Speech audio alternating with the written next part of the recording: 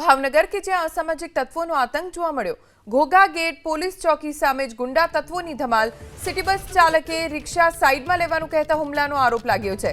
ગુંડા તત્વોએ સિટી બસના કાચ પણ તોડ્યા। પોલીસની ટીમે શરૂ કરી તપાસ। વધુ જાણકારી અમારા સંવાદદાતા પાર્થ મજેઠિયા પાસેથી પ્રાપ્ત કરીશું। પાર્થ, અસામાજિક તત્વોનો ત્રાસ દિવસે ને દિવસે વધી રહ્યો છે ભાવનગરમાં, શું કરી રહી છે પોલીસ? જો ભાવનગરની અંદર અસામાજિક નો ત્રાસ હવે ચરમસીમા ઉપર પહોંચી ગયો હોય તેવું લાગી રહ્યું છે। અવારનવાર આ પ્રમાણેની ઘટના સામે આવે છે, જેમાં શહેરનો જે ઘોઘા ગેટ પોલીસ ચોકી છે તેનાથી માત્ર 50 મીટરના દૂર પર જે મહાનગરપાલિકાની સિટી બસ આવેલી છે તેમાં તોડફોડ કરવામાં આવી છે। આજે સવારનો આ બનાવ છે, જેમાં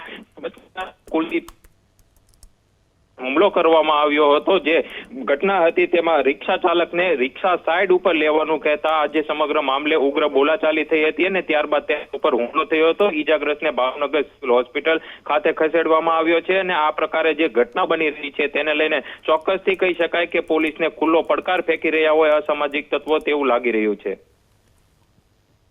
આભાર પાર્થ, જાણકારી આપવા માટે।